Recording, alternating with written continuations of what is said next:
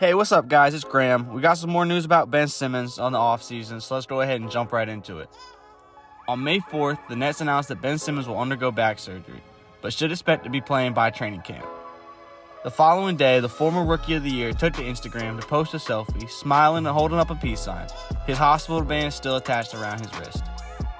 This report adds another wrinkle in the tumultuous timeline of the saga of Ben Simmons.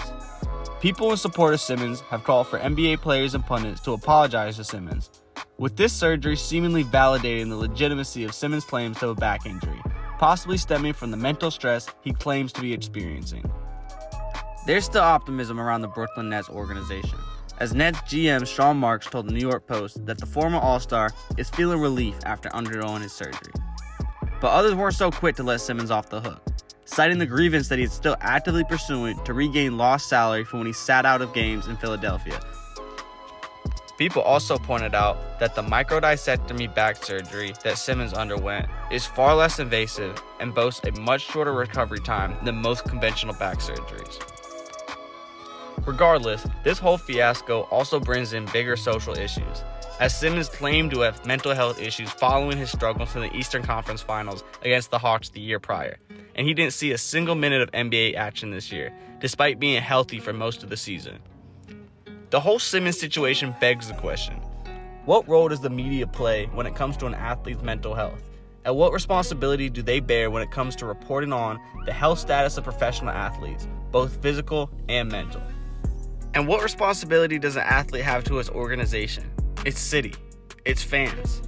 You see guys like Kobe, Curry, Dame, Dirk, who stuck with their team through the thick and thin, giving their all to their franchise and to the city that they call home. We also understand that basketball is a business, and most franchises don't have any loyalty to their players at all, especially if they're not producing. So we want players to get their money and secure financial stability for themselves and their family. After all, these are the individuals who overcame long odds, put in thousands of hours of physical work to perfect their craft, and whose billionaire bosses are too often overlooked and exempt from criticism.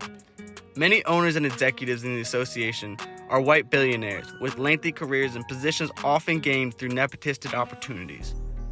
Surely we should support these players against the rich, powerful bourgeoisie, and if they manage to stem a little extra from a favorable contract, good for them, right?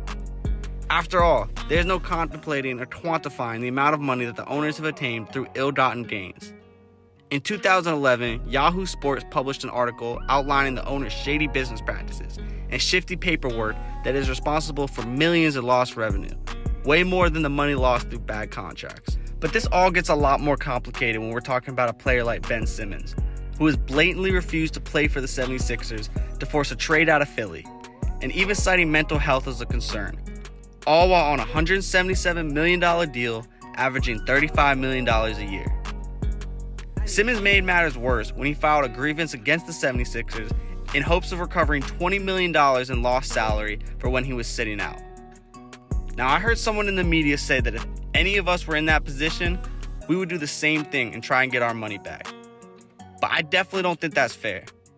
There's a general consensus that if you go to work, you get paid.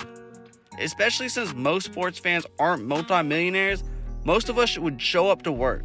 Especially if work consisted of playing basketball for $45 million a year, I think most of us would relish that opportunity. We want to be sensitive of Ben Simmons' personal issues, mental health being one of them, and now his back injury, which he just had surgery on, but he makes it really hard for you to feel bad for him. Whether it's showing up to a playoff game to sit on the bench in a purple clown costume with lavish chains on, or posting pictures of luxury sports cars, it's hard not to see it for what it is, a cry for attention. Especially when it seems like basketball is not a priority for Simmons. And at the same time, it's hard not to be suspicious and speculate whether there is an ulterior motive here, or whether Ben Simmons even wants to play in the NBA at all. It all seems too calculated and manipulative to appear genuine, and over the last year, credibility and reputation has taken a serious hit for Ben Simmons.